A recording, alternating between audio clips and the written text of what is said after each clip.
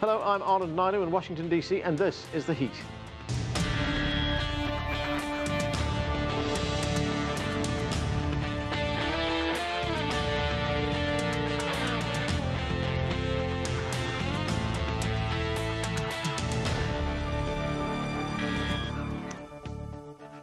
Bonjour President Trump. France rolled out the red carpet for the U.S. president in his first official visit to that country. His trip coincides with Bastille Day, the French independence celebration, and the 100th anniversary of the U.S. joining its ally in World War I. Here to discuss the status of French-U.S. relations from Miami, Remi Piet is a research associate at the University of Miami European Union Center. With us in the studio, Paolo von Schirach is president of the Global Policy Institute. Thanks to both of you for joining us. Let's go to Remi in Miami. Remi, as you are aware, President Trump in all kinds of trouble at home, being accused of all kinds of things, not just the president, his family as well. But it seems he had a very warm welcome in France. Well, officially, at least, the welcome was very warm. What did you make of the visit? Well, it was a very interesting visit. It's been slightly criticized at home in Paris by people saying that Trump should maybe not be the first person invited by Macron and attending the Bastille Day celebration. But you have to remember that historically the United States has been an ally of France, and Macron was very keen on showing that it was a question of the timeliness, always the eternal friendship between France and the United States is not actually linked to a specific president itself. In terms of Macron's position and strategy towards the United States, it's also very interesting the way that he welcomed in Paris with all the honors, bringing him to the Jules Verne restaurant at the Eiffel Tower, bringing him to the Invalides celebrations, and it's something that is very important for a personality that is so narcissistic, such as Donald Trump, to actually try to be on his good side and try to make him move on key issues, especially the Paris Accord on climate change. And there has been some movement actually with Donald Trump saying that something could happen in terms of the Paris Accord, meaning that there might be a slight change towards the in terms of the American policy and position towards climate change, as much as other topics that we might be talking about in the coming minutes. Yeah, who knows? President Macron may be credited with changing the mind of President Trump. Paolo, lots of pomp, lots of circumstance, lots of great photo ops, but not much in substance. Indeed. I would say, yes, I agree with your other guest in Florida, that this is about America, not so much about Trump. This is not a personal invitation. I wouldn't make too much of the fact that of the great honor, the Bastille Day, and indeed the commemoration of America entry into the 100th anniversary of American entry into World War I. All this is important, but in terms of substantive agreements, trade issues, arms agreement, NATO affairs, not much on the table there. Atmospherics, good, very friendly, very amiable. President Trump has said what a wonderful city it is, and he's going to come back, and all the what beautiful buildings he's been shown. So everything very amiable, very friendly. And I think a good public relation coup on both sides. Right. Macron is new. Obviously, he's very contrary to Trump, who has indeed significant problems at home. Macron is riding high. President, he's a party newly minted, overwhelming majority in the parliament. So at the moment, he's doing very well, and in a sense, he can do no wrong. So he can take chances like this one.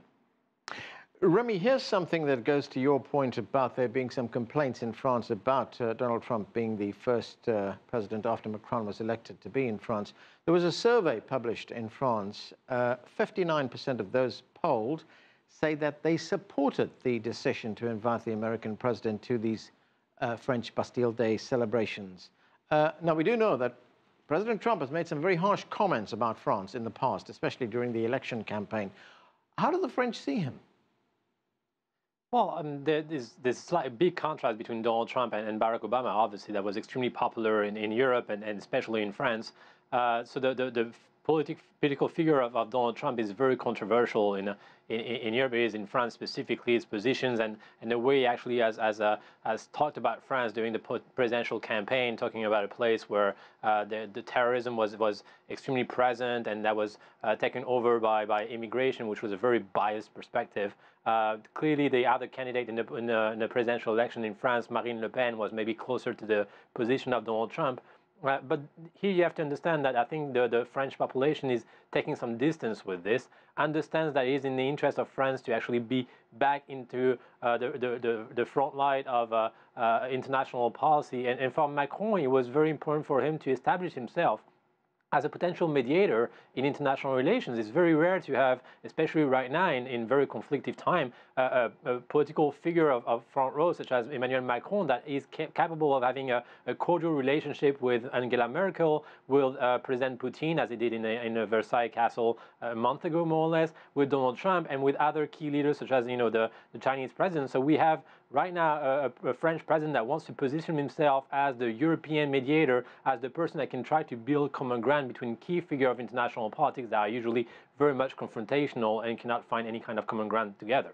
Paolo, this was an opportunity for President Macron, wasn't it? An opportunity to show that he can take the high road. And I think that he cleverly, I think either by accident or by design, exploited the fact that relations between the United States and Germany are very cool. Yeah. We know that. The personal chemistry between President Trump and Chancellor Merkel is not that great. Theresa May is sort of half sunk out of her own doing because of the ill-timed elections that she called. And so she's a very weak prime minister, embroiled right now in this whole mess of trying to negotiate the Brexit for the UK. So Macron, in a sense, because of his stunning and unexpected victory, he can say to Trump, hey, the two of us, we are the new type of politicians. You are, and indeed that's true. Trump is not a professional politician, nor is Macron.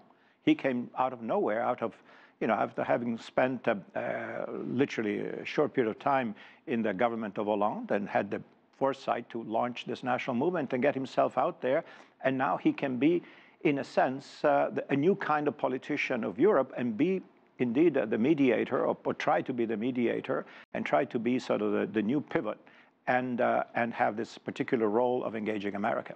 All right, let me get Remi's view on that. But Remi, before we get there, President Trump and President Macron talked, well, they talked about a whole host of things, but they did talk about climate change. They did talk about trade. President Trump had to say this about trade. It's something that you've heard before, but let's watch it now. To achieve these dreams, however, we must also confront unfair trade practices that hurt our workers and pursue trade deals that are reciprocal and fair. Both President Macron and I understand our responsibility to prioritize the interests of our countries and, at the same time, to be respectful of the world in which we live. So there again, Remi, we heard President Trump talk about the fact, or complain rather, that United States workers are getting a raw deal when it comes to international trade. Why do you think he made that statement in France? How does President Macron help him with that? After all, France is a member of the European Union. Big trade decisions are taken in Brussels. Well, it is indeed a lukewarm comment towards free trade, but I mean, if you have to look at where it's coming from. We have declarations from Donald Trump that were much more negative towards Angela Merkel or Germany, and much more protectionist in nature. And right now, I actually see a slight evolution in the American position here that is saying that yes, you have to get some fight against the unfair practices, but it didn't go like right against the idea of free trade or any kind of agreement here. So there is a slight evolution that might be the result of a good diplomatic position and strategy from Macron. So as much as there is some slight evolution in a position in terms of climate change, there is also some kind of a more, let's say, less adamantly anti-free trade and protectionist position from Donald Trump after the discussion that he had with Macron right now. So I wouldn't be as negative as you are in terms of looking at the comments of Donald Trump here, criticizing potential trade deals with the European Union and France in particular. So maybe here we're starting to see the capacity of a European leader trying to put back Donald Trump at the table of negotiations and move away from his almost, let's say, ideological position against free trade and towards protectionism. You want to say something? Well, I would say that, again, these comments by Trump are so generic that can mean kind of anything. Yeah.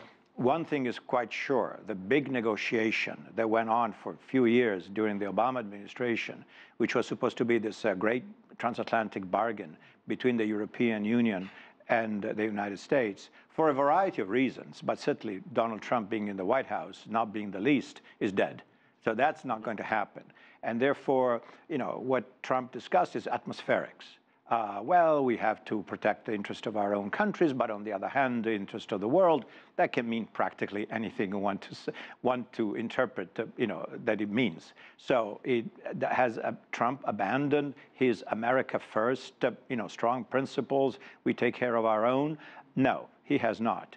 But he can be more nuanced and say, well, maybe there's areas of agreement and we can find common ground here and there. Well, talking about common ground, Paolo, one area in which they disagree is climate change. Absolutely. Of course. Let's listen to what Macron said about that. Let's watch.